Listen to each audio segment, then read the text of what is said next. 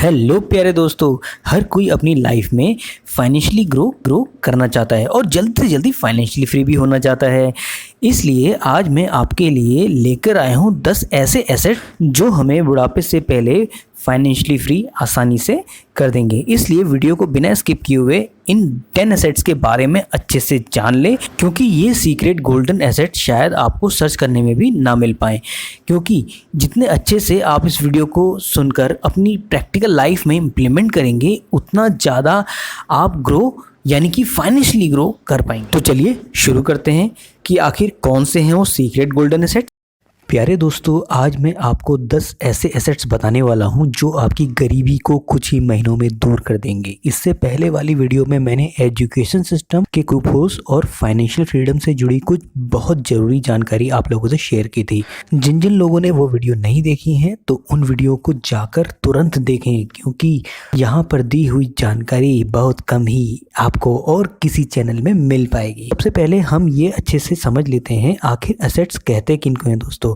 क्योंकि बहुत से लोगों को आपने सुना होगा एसेट्स जो वो चीज़ होती हैं जो आपका पॉकेट में मनी डालती हैं, लेकिन एक्चुअल में इसका डिफरेंस समझना बहुत इंपॉर्टेंट है। तो दोस्तों, एसेट्स और लायबिलिटीज़ में अगर आप लोगों को डिफरेंस समझना है तो सबसे पहले आप लोगों को ये देखना होगा बचपन से वो चीज़ें जो आप लोगों ने जोड़ी हैं, जिन जिन से आप लोगों की जेब में मनी ऐड हुआ है। जी हाँ, अब ये मत कहना कि हमने बहाने करके पेरेंट्स से पैसे लिए। जी नहीं, इसकी बात नहीं चल रही है। तो आपको वो चीज़ें देखनी है जिन जिन चीज़ों ने आपकी जेब में यानी पॉकेट में पैसा ऐड किया है, वो आपका कहलाती हैं एसेट्स। और जो चीज़ें आपने ऐसी खरीद ली हैं जिनकी वजह से आपकी पॉकेट से पैसा गया है, वो कहलाएगी लायबिलिटीज़। तो चलिए आगे बढ़ते हैं। तो आइए दोस्तों को फिर से समझ लेते हैं आखिर एसेट्स होते क्या हैं। एसेट्स में ऐसी चीज़ें काउंट होती हैं जो आपकी पॉकेट में मनी को ऐड करती हैं। जी हाँ, जो आपकी पॉकेट में पैसे ऐड करती हैं वो एसेट्स की कैटेगरी में आती हैं, और जो चीज़ें आपकी पॉकेट से मनी को निकालती हैं वो आपकी लायबिलिटीज़ में काउंट होती हैं। तो 10 ऐसे एसेट्स जानते हैं जिन्हें आप अपनी चॉइस के अकॉर्डिंग चुन सकते हैं। सबसे पहला एसेट आता है रियल एस्टेट। जी हाँ, फोर्ब्स के अकॉर्डिंग सबसे ज़्यादा मिलेनियर रियल एस्टेट से ही आते हैं। इसमें पैसा दो तरह से लगाया जा सकता है, जिसमें सबसे पहला तरीका आता है फ्लिप मेथड। जी हाँ, इस तरीके में मार्केट से कम प्राइस में प्रॉपर्टी खरीदी जाती है और कुछ साल से होल्ड करके मार्केट से ज़्यादा प्राइस में बेच दी जाती है। चलिए इसे और अच्छे से समझते हैं। अगर कोई प्रॉपर्टी आपको ऐसी दिखती है जिसकी हालत बहुत ख़राब है और उसके सामने काफ़ी कूड़ा है और गंदगी इतनी है, सीवेज की प्रॉब्लम है, जिसकी वजह से उस प्रॉपर्टी को कोई नहीं खरीद रहा है और उसके रेट काफ़ी डाउन हो चुके हैं, तभी एक स्मार्ट प्रॉपर्टी डीलर आता है और उसकी सफाई करवाकर, मेंटेनेंस करवाकर उसे नीट एंड क्लीन कर देता है, बाउंड्री लगवा देता है। कुछ समय बाद उसे होल्ड करने के बाद उसे काफ़ी अच्छे रेट में बेच देता है, जो कि ओल्ड प्रॉपर्टी के रेट से काफ़ी ज़्यादा रेट थे, यानी 3-4 गुना थे। तो हो गया ना मुनाफा आखिर। लेकिन आप लोगों को ये उतना मज़ेदार नहीं लगेगा, क्योंकि इस प्रॉपर्टी से केवल एक ही बार फ़ायदा उठाया। लेकिन असली इन्वेस्टर कभी ऐसा नहीं करते। वो प्रॉपर्टी को लंबे समय तक होल्ड करते हैं, या फिर उस प्रॉपर्टी में कुछ ऐसे शॉपिंग मॉल, मल्टी कॉम्प्लेक्स बना देते हैं, जिससे रेगुलर इंटरवल में हर मंथली कुछ ना कुछ मनी जनरेट होते रहे। जैसे शॉपिंग मॉल्स आपने देखे होंगे और कॉम्प्लेक्स देखे होंगे, जिससे हर महीने पैसा आता रहता है। चलिए दोस्तों, बढ़ते हैं अगले एसेट्स की ओर और अच्छे से जान लेते हैं, जो है बिजनेस। ज़्यादा लोग फेलियर के डर से बिजनेस के नाम से ही डरते हैं, लेकिन काफ़ी सक्सेसफुल बड़े बिजनेसमैन बताते हैं कि एक ही सोर्स पे डिपेंड होके अपनी ज़िंदगी गुजार देना लाइफ का सबसे बड़ा रिस्क होता है। जैसे मैं पहले एक जॉब पर डिपेंड रहता था, जब तक काम करता था तब तक पैसे मिलते थे, जैसे ही काम करना बंद किया तो पैसे भी बंद। मैंने काफ़ी लोगों को देखा है जो ना ही एजुकेटेड होते हैं और ना ही एक्स्ट्राऑर्डिनरी, फिर भी वो अपनी लाइफ में फुल टू एंजॉय करते हैं, काफ़ी घूमते फिरते हैं। ऐसा वो इसलिए कर पाते हैं क्योंकि उन्होंने साइड पर बिजनेस खड़ा कर लिया होता है, जो उन्हें पैसे ला कर देता है। लेकिन अगर आप बिजनेस नहीं करना चाहते हैं या फिर डरते हैं, तो भी आप किसी और के चलते हुए बिजनेस में हिस्सेदारी ले सकते हैं, जिसे कहते हैं शेयर मार्केट या फिर स्टॉक मार्केट, जो है अगला एसेट। तो शेयर मार्केट ने मुझे काफ़ी कुछ सिखाया है। ज़्यादातर लोगों को लगता है कि स्टॉक मार्केट जुआ है, जहाँ पैसे लगाने का मतलब है अपने पैसे को दांव पर लगा देना, लेकिन ऐसा बिल्कुल भी नहीं है। ज़्यादातर स्ट्रेस और टेंशन उनके लिए है जो स्क्रीन में बैठकर ट्रेडिंग करते हैं। लेकिन अगर आप लॉन्ग टर्म इन्वेस्टर हैं तो मैक्सिमम कंपनी आपको प्रॉफिट ही लाकर देंगी। इसका मतलब ये नहीं कि आंख बंद करके किसी भी कंपनी में अपना पैसा लगा दें। अगर किसी कंपनी में पैसा लगाने की बात आए तो उस कंपनी की कंप्लीट नॉलेज ज़रूर होनी चाहिए, यानी पूरे फंडामेंटल्स माइंड में होने चाहिए। उसके प्रोडक्ट या सर्विसेज लोग कितना पसंद करते हैं और आने वाले समय में उसकी डिमांड कितनी बढ़ेगी, और कंपनी का मैनेजमेंट कैसा है, कंपनी की मार्केट वैल्यू कैसी है। एक बार आपने अच्छी कंपनी को सेलेक्ट कर लिया, फिर क्या है दोस्तों, कंपनी की ग्रोथ के साथ आप लोगों की ग्रोथ भी शुरू हो जाएगी विदाउट एनी टेंशन। दोस्तों अगला एसेट्स निकल के आता है इंडेक्स फंड, जिसमें इंडिया के बहुत से अमीर लोग इन्वेस्ट करते हैं।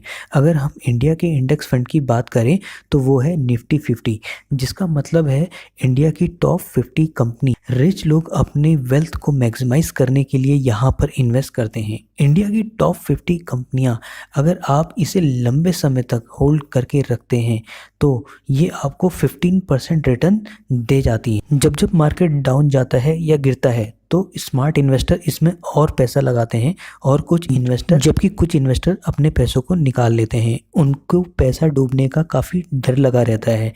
निफ्टी 50 की खास बात यह है कि हमको यहाँ कंपनियाँ नहीं सेलेक्ट करनी पड़ती, हमारे पैसे टॉप 50 कंपनीज़ में ऑटोमेटिकली लग जाते हैं।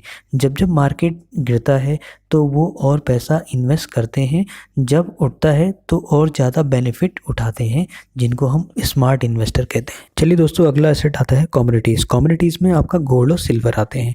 गोल्ड और सिल्वर में इन्वेस्ट करने का मतलब ये नहीं कि आप इसकी ज्वेलरी बनाते हैं। ज्वेलरी में आपको यहाँ पे मेकिंग चार्ज देना पड़ता है, जबकि एज अ कमोडिटी अगर आप इसमें इन्वेस्ट करते हैं, जैसे गोल्ड कॉइन्स हो गए आपका और अनदर ऑल्ट कॉइन्स आते हैं, इसके साथ साथ यहाँ पे आरबीआई गोल्ड बॉन्ड भी इंक्लूड होते हैं, जिसमें आपको बेहतर रिटर्न निकल के आते हैं। अगला एसेट निकल के आता है कंटेंट। जी हाँ दोस्तों, कंटेंट भी एक तरह का एसेट में काउंट होता है, जिसमें आपका इंटेलेक्ट इन्वॉल्व होता है। जैसे वीडियो मेकिंग हो गया, बुक आपने लिख दी जिसमें आपका माइंड लगा, खुद का माइंड लगा, ठीक है, तो ये आपकी इंटेलेक्चुअल प्रॉपर्टी में आती है। एग्जाम्पल के तौर पर मैंने एक गाना गाया जिसमें मैं अपना कॉपीराइट क्लेम, पेटेंट और लाइसेंस ले सकता हूँ। अगर कोई इस म्यूज़िक को इन फ्यूचर यूज़ करता है तो मुझे सालों साल इसकी रॉयल्टी मिलती रहेगी और मेरा एक इनकम का सोर्स यहाँ पे बन जाएगा। म्यूज़िक के तौर पे आप बाकी चीज़ भी ले सकते हैं जिसमें आपका अपना इंटेलेक्ट यूज़ हुआ होगा। दोस्तों सातवां एसेट निकल के आता है कैश। जी हाँ, आप लोग कहेंगे कि कैश कैसे एसेट हो सकता है, कैश तो अगर हमारे पास है हम तो उसे तुरंत खर्च कर देंगे। जी हाँ, कैश भी एक तरह का एसेट है। फॉर एग्ज़ाम्पल, अगर मेरे को कोई बहुत अच्छी चीज़ या बहुत महंगी चीज़ काफ़ी सस्ते दामों में मिल रही है, 50% ऑफ है, ठीक है, तो मुझे तुरंत कैश चाहिए होगा उसे ख़रीदने के लिए, तो ये एक तरह का मेरा इन्वेस्टमेंट और बहुत बढ़िया इन्वेस्टमेंट हो सकता है। अगला आता है मेडिकल इमरजेंसी। जी हाँ, मेडिकल इमरजेंसी लाइफ से बड़ा कोई एसेट नहीं है, उसमें भी हमें कैश चाहिए होता है। दोस्तों अगला एसेट्स निकल के आते हैं यहाँ पे इक्विपमेंट एंड मशीनरी।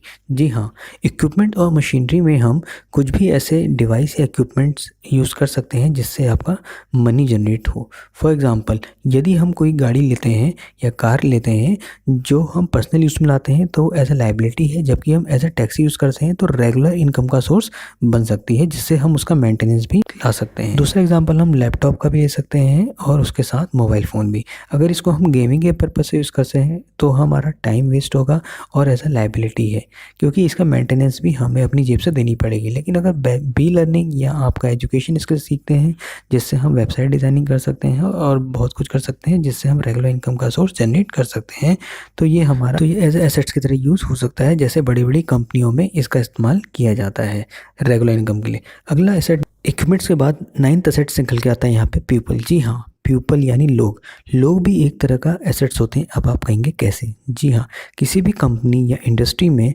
प्रोडक्ट की डिज़ाइनिंग से लेकर सर्विस तक वहाँ की ग्रोथ के लिए जो जिम्मेदार होते हैं वो वहाँ की एक्सपर्ट टीम होती है। जी हाँ, टीम यानी लोग अगर अच्छे हैं, लोग अगर वेल स्किल्ड हैं तो इसकी वजह से पूरी कंपनी की ग्रोथ होती है, कंप्लीट इंडस्ट्री की ग्रोथ होती है। इसलिए पीपल भी यानी लोग भी एक तरह का एसेट्स ही होते हैं।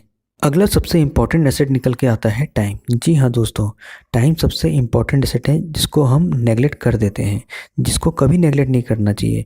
आखिर कहा भी क्या है, once time has gone never comes again. जी हाँ, टाइम एक ऐसा एसेट है जिसको हम कभी रिकवर नहीं कर सकते हैं, जबकि मनी को हम रिकवर कर सकते हैं। लेकिन हम ज़्यादातर समय किस में बर्बाद करते हैं? सोशल मीडिया में।